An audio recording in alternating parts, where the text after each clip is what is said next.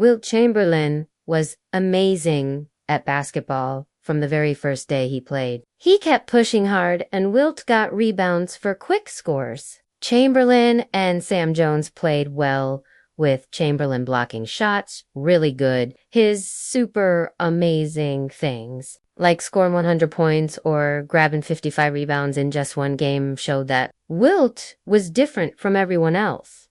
It seemed like nobody would ever beat him as the best player ever. That changed when Michael Jordan came from the University of North Carolina.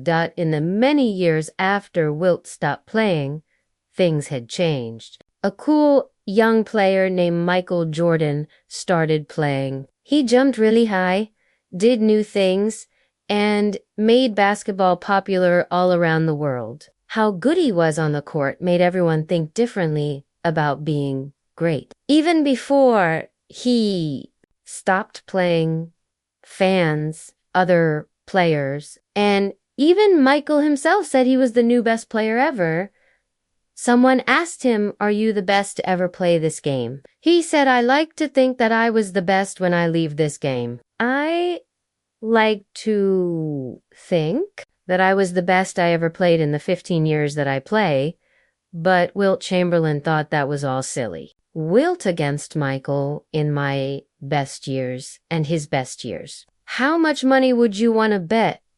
Actually, in 1997, at the NBA's 50 Best Players of All Time party, Wilt went up to Michael Jordan, what he said about the league, their careers, and what really makes someone the greatest of all time made Michael Jordan have nothing to say back.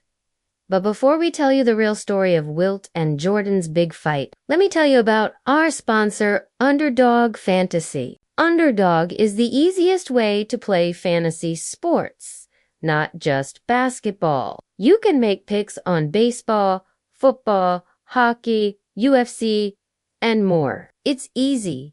Just pick if you think your favorite player's numbers will be higher or lower, and you can win big money. You can make your own picks with just 2 choices and win extra money. Or go bigger and win up to 100 times your money. Underdog games work in over 30 states like California, Florida, Texas, and even Canada.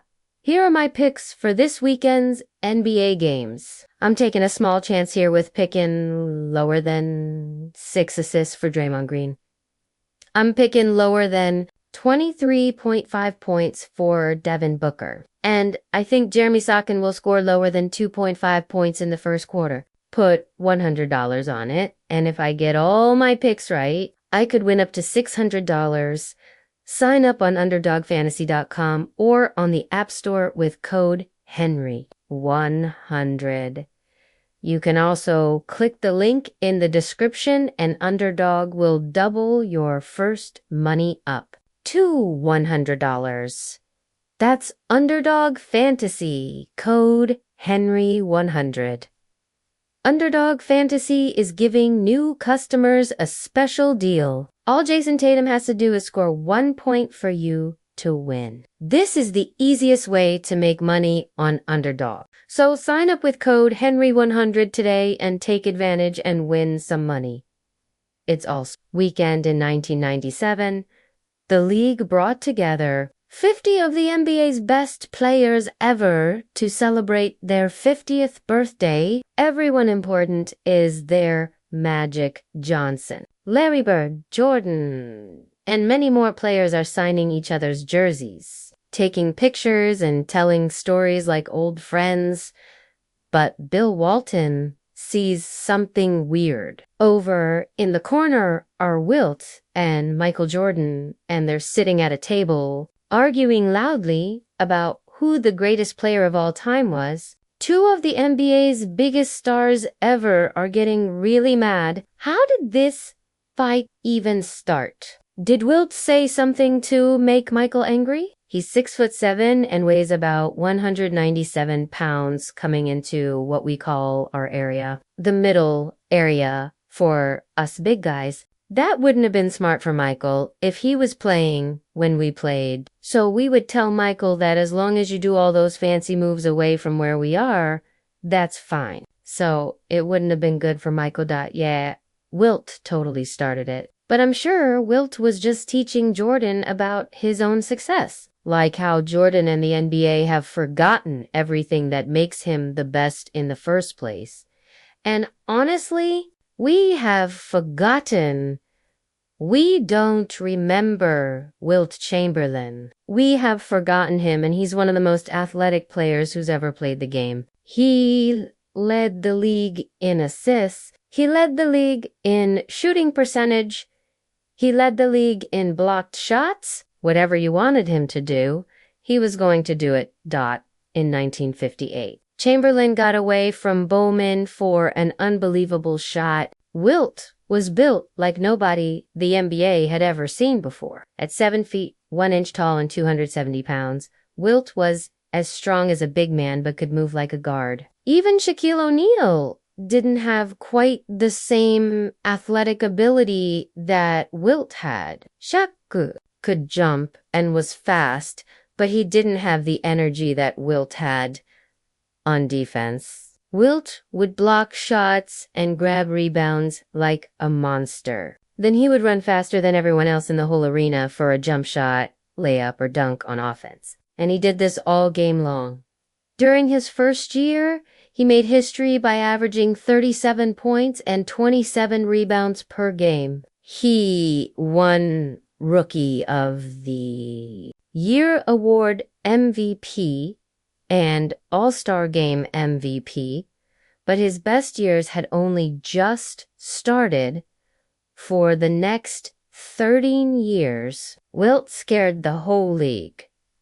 He once scored 100 points in a single game. He averaged 50 points and 25 rebounds for a whole season. In 1962, he averaged 48.5 minutes per game, which, if you didn't know, means every minute of every game, including overtime for the whole year. His numbers look like video game numbers, and they don't even really show how good he was because the league didn't count blocks or steals until after he stopped playing. Even in 2024, Wilt's name is all over the NBA record books, but the numbers and records Wilt was most proud of wasn't actually his scoring and rebounding titles. It was his assists and shooting percentage. In today's game, we may see big men like Jokic making great passes, but back in the day, a center wasn't really expected to pass the ball well. Wilt Chamberlain wanted to change that. After 50 points and 25 rebounds, people said that he was selfish. So, you know what he did? He went back and led the league in assists. Not only did he lead the league in assists, he set a record for most assists per game by a center with 8.6. A record that lasted until 2022. When it comes to shooting percentage, Wilt had something for Jordan to think about. When they compare me with Michael averages 31 points for his career. I averaged about 30 points for my career. All the years while I was scoring all those points, I was leading the league in shooting percentage. That's also important because if you take all the shots, then you should be making the highest percentage. I mean, there are guys like Charles Barkley who shoot 54, 55%. If he shot as much as Michael, he'd be scoring more points.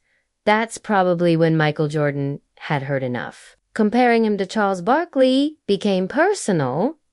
You can imagine Jordan saying, if you're so great and so good, where are all your championships? The NBA playoffs were like Wilt's weakness, and it's where Jordan being the actual greatest of all time really starts to make sense. Wilt wasn't clutch in big moments.